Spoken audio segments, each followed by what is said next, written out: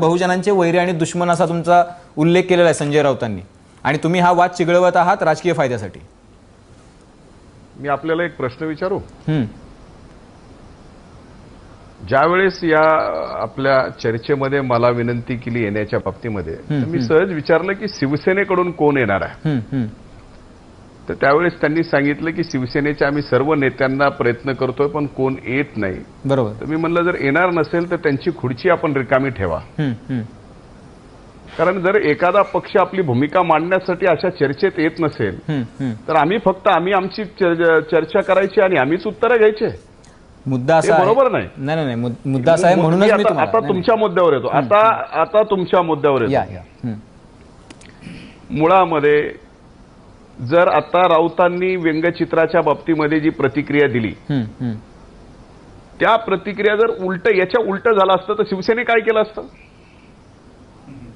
वा, तुम्ही म्हणजे समाजाच्या भावना व्यंगचित्रातून भडकवा आणि ज्यांनी व्यंगचित्र काढलंय त्यांनी माफी मागायची, ज्यांनी छापलंय त्यांनी नाही माफी मागायची. मग हे सोयीस्कर कसं तुम्ही घेता. आणि तुम्हाला जर खरंच राज्याच्या जनतेचा, मराठा समाजाचा, बहुजन समाजाचा या सगळ्या गोष्टीचा जर आत्ताही भान असेल तर तुम्ही माफी मागा आणि विषय संपवा. कुणाला विषयात हा विषय त्यांच्याकडून चुकली आहे आणि त्या चूक त्यांनी कबूल करून माफी मागितली पाहिजे, ही भूमिका आहे. चला ठीक आहे. कोणीही बहुजन समाजाच्या विरोधात नाही. आणि एक मिनिट, आता एक लक्षात घेतलं पाहिजे, हा मोर्चा हा मराठा समाजाच्या विविध मागण्यावरती निघालेला मोर्चा. आरक्षणाचा मुद्दा पहिला. या मोर्चातनं कुठेही कुणाचं आरक्षण काढून घेऊन आम्हाला आरक्षण द्या म्हणून मागणी केलेली नाहीये. पण आता मात्र शिवसेना आरक्षणाच्या बाबतीत विषय काढायचा म्हणलं मराठा समाजाच्या, मग त्यांनी म्हणणार नाही मराठा समाजाच्या आरक्षणाच्या बाबतीत आमचं म्हणणं नाही पण आर्थिक निकषावर आरक्षण दिलं पाहिजे. अरे ज्यासाठी मोर्चे निघाले त्यासाठी तुम्ही सत्तेतले अर्धे वाटेकरी आहात, तुम्ही काय करणार आहात ही भूमिका स्पष्ट करा ना. आरक्षणाच्या बाबतीमध्ये आरक्षणाच्या बाबतीत भूमिका स्पष्ट नाही करायची. राऊतांनी सांगायचं की आम्ही 1.5 महिना झालं बातम्या छापतोय. अरे बातम्या छापून उपयोग नाही. तुम्ही भूमिका काय घेणार आता आरक्षणाच्या बाबतीमध्ये, या मोर्चांच्या मागण्याच्या बाबतीमध्ये हे स्पष्ट करा. आज ती वेळ आली आहे. चला ठीक आहे. मुद्दा लक्षात आला. दोष देऊ नका. मुद्दा लक्षात आला. धनंजय मुंडेजी मुद्दा लक्षात आलेला. आशिष शेलारजी आपल्याकडे शेवटचा 1 मिनिट आहे, मी तुमच्याकडे येतोय. मुद्दा असा की याचा लॉजिकल एंड काय आता. मुद्दा असा की माफी तर सगळ्यांना हवी आहे, माफी मागितल्याशिवाय कोणीही शांत बसणार नाही असं म्हणतायत. म्हणजे मराठा समाजाला पण माफी हवी आहे, राष्ट्रवादीला माफी हवी आहे, काँग्रेसला माफी हवी आहे आणि शिवसेना माफी मागायला तयार नाही. आता लॉजिकल एंड काय याचा.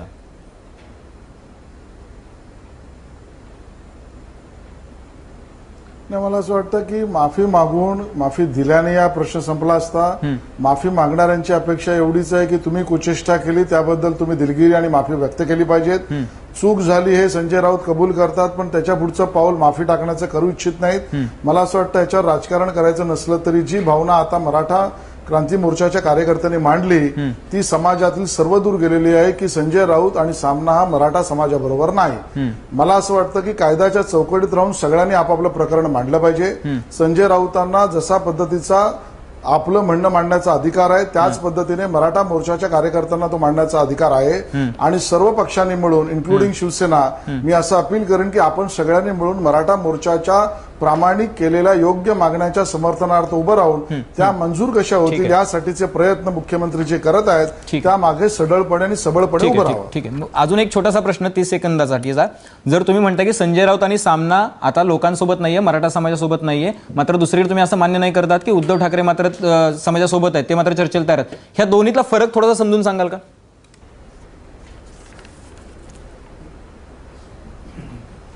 मी पुन्हा सांगतो की पहिल्या दिवशीपासून आमची भूमिका त्यामधली स्पष्ट आहे. जर व्यंगचित्र काढणारा दोषी असेल तर तो छापणाराही दोषी असतो. आता स्वतः संजय राऊत तसं म्हणाले की हो चूक झाली, चूक पुन्हा होणार नाही. जर ते चूकही मान्य करणार असतील तर मनाचा मोठेपणा दाखवून त्यांनी कार्यकारी संपादक टेक्निकली लिगली त्यांनी कार्यकारी संपादक म्हणून याची माफी मागितली, दिलगिरी व्यक्त केली असती, विषय संपला असता. एवढंच आमचं त्यातलं स्पष्ट म्हणणं आहे. आणि आम्हाला मराठा मोर्चाच्या विषयावरून राजकारण आज करायचं नाही. जे आज इथे आणि तिकडे दोन्हीकडे बोलतायत ते काँग्रेस राष्ट्रवादी असो किंवा अन्य कोणी असतो, हे सगळे राजकारण कसं करतायत हे सबळरित्या आम्ही दाखवू योग्य वेळेला मोर्चांचं सगळं संपल्यानंतर. ठीक आहे. 30 सेकंद धनंजय मुंडेजी, 30 सेकंद. आशिषजींनी शेवटी काँग्रेस आणि राष्ट्रवादीचं बोलले. मला आता ॲडव्होकेट आशिषजी शेलार आमदार आहेत, पक्षाचे मुंबईचे अध्यक्ष आहेत. इतर गोष्टीमध्ये अगदी ते मातोश्रीपर्यंत आरोप करतात, पण सामन्यामध्ये आलेल्या व्यंगचित्राच्या बाबतीमध्ये सोयीस्करपणाने संजय राऊतांपर्यंतच माफी मागा, ती उद्धव ठाकरेंपर्यंत गेली नाही पाहिजे, हे पण त्यांच्या याच्यातला विषय बऱ्यापैकी कळाला. आता मुख्यतः सत्तेतल्या व्यक्तींनी आरक्षणाच्या बाबतीमध्ये, मग ती भाजप असेल नाही तर सेना असेल, आम्हाला कशाला हे करताय? तुम्हाला उद्धव ठाकरेंना माफीतून एक्सक्यूज करायचं आहे, कारण तुम्हाला त्यांच्यामुळे सरकार वाचवायचं आहे. मग ह्या सोयीस्कर गोष्टी राजकारण कोण करतं? ठीक आहे. आम्हाला, मी एक शब्दानं सुद्धा राजकीय या बाबतीत बोललो नव्हतो. ठीक आहे, ठीक आहे. मी म्हणून तर धनंजय मुंडेजी, तुम्ही तर काल परवापर्यंत संजय राऊतांची पण माफी मागत नव्हतात, आणि म्हणून मी ज्या वेळेला प्रश्न उपस्थित केला त्यावेळेला हाही प्रश्न उपस्थित केलेला आहे माझ्या प्रेस नोटमध्ये की संजय राऊत यांनी व्यंगचित्र काढलं असेल आणि भावना दुखावल्या असतील तर याच्या मागचा बोलवता धणी कोण आहे? मला त्याच्यावर स्पष्ट बोलण्याची आज आवश्यकता यासाठी वाटत नाही, कारण मराठा मोर्चाचा विषय डायव्हर्सिटी होऊ नये, त्यामुळे बोलवता धणी आणि संजय राऊतांचे दिल्लीतले मित्र कोण याची चर्चा आज आपण करूया नको, कारण मराठ्यांना न्याय मिळाला पाहिजे या एका मतावर तुम्ही आणि मी एकमतात आहोत, तेवढं आपण बोलू.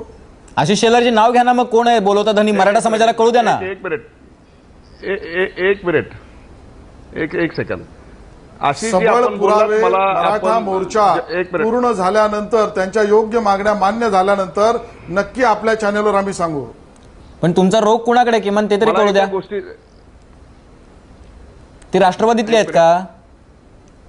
आज मराठा मोर्चाला न्याय मिळाला पाहिजे, मराठ्यांच्या भावनांना ठेस पोचता कामा नये, त्यासाठी ज्यांनी हे छापलं त्यांनी माफी मागितली तर बरं झालं असतं, त्यांना जबाबदारी टाळता येणार नाही, हे आमचं मत आहे. धनंजय मुंडेजी ते नाव घेत नाहीयेत, पण त्यांनी हिंट दिलेली आहे. पण त्यांनी नाव उद्धव ठाकरेंचंही घेतलं नाही ना. माफी मागण्याच्या बाबतीमध्ये प्रेस लाईन काय येते? खाली प्रेस लाईन येते की संपादक कोण? उद्धव ठाकरे साहेब. कार्यकारी संपादक कोण? संजय राऊत साहेब. अहो, ते वकील आहेत ना. एखाद्या विषयात जर केस करायची म्हणली तर संपादकापासून केस होते, मग केस होताना संपादकापासून होते, तर माफी संपादकाने माफी मागितली पाहिजे. आज तुम्ही सत्तेमध्ये आहात, जर हा मराठा समाजाचा अपमान या व्यंगचित्रामुळे झाला असेल तर सरकार म्हणून सुद्धा तुम्ही भूमिका घेतली पाहिजे आणि सामनावर कारवाई केली पाहिजे कायदेशीर. हे सुद्धा महत्वाचं आहे. याच्यात राजकारण करू नका. चला ठीक आहे. आणि मला एक नवल वाटतं, आपण एक मिनिट, मराठा समाजाचे आमदार म्हणून तुम्ही बोललात, म्हणून मला आता विचारायचं आहे की मराठा समाजाचे आमदार म्हणून उद्धव ठाकरेंनी माफी मागावी का नाही मागावी, या बाबतीत सुद्धा आशिष शेलारांनी उत्तर द्यावं ना. चला आशिष शेलारजी उत्तर आज सगळ्या मराठा समाजाची आणि मराठा क्रांती मोर्चाच्या बाबतीत सगळ्यांची भूमिका आहे की उद्धव ठाकरेंनी माफी मागितली पाहिजे. आशिष शेलारजी,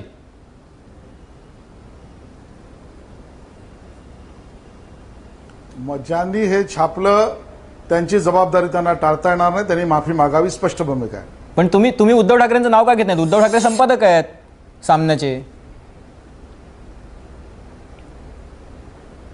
मी नाव घेतलेलं नाही, ज्यांनी घेतलं त्यांनी त्यांचे पुरावे द्यावेत. नाही, असं आहे की सामनाचे संपादक टेक्निकल आणि एथिकली आणि लिगली उद्धव ठाकरे आहेत, तर नैतिकदृष्ट्या पण ती जबाबदारी त्यांची आहे, लिगली पण जबाबदारी त्यांची आहे, तर तुम्ही फक्त संजय राऊतांपर्यंत का थांबताय असा प्रश्न आहे.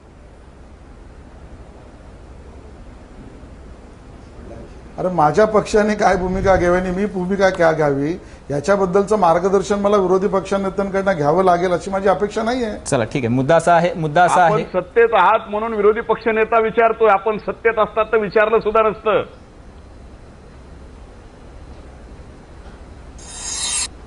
अहो, विरोधी पक्षनेता आपण सन्माननीय आहात, माझे मित्र आहात, तुम्हाला तुमचा मत मांडण्याचा अधिकार आहे, पण तुम्ही सोयीस्कर प्रश्नाला सोयीस्कर उत्तर घ्यायला लागलात तर आम्हालाही बऱ्याचशा गोष्टी दिल्लीतल्या काढाव्या लागतील, ते योग्य वेळेला येतीलही. नाही, त्या आम्हाला सुद्धा काढता येतील, त्या बाबतीमध्ये दुमत नाहीच आहे. चला ठीक आहे. मुद्दा असा आहे की मी हे शेवटचं 5 मिनिटं हे मुद्दा म्हणजे वेळ नसताना पण ते पुढे जाऊ दिलं. खरं तर हे ओव्हरशूट झालंय, चॅनलला हे परवडणारं नाहीये, तरीही हे होऊ दिलं. त्याचं कारण आहे विकास पासलकरजी आणि माबदी साहेब, हे तुम्ही बघावं. त्याचं कारण आहे सकल मराठा समाजाने बघावं की उद्या राजकारण झालं तर काय होऊ शकतं. तुमच्या मुद्द्यांचं, तुमच्या आरक्षणाच्या, तुमच्या अॅट्रॉसिटीच्या, तुमच्या शिक्षणाच्या मुद्द्यांचं हेच होऊ शकतं. फक्त हे मुद्दे वादापुरते आणि चर्चेपुरते राहतील. आणि म्हणून जर हे व्हायचं नसेल तर सर्वांनी काळजी घेतली पाहिजे, संयम बाळगला पाहिजे आणि कुठेही अनुचित प्रकार घडला नाही पाहिजे याचीही काळजी घेतली पाहिजे. आपण सगळ्या मान्यवरांनी या चर्चेसाठी वेळ दिला त्याबद्दल धन्यवाद. तुम्ही पाहत राहा एबीपी माझा.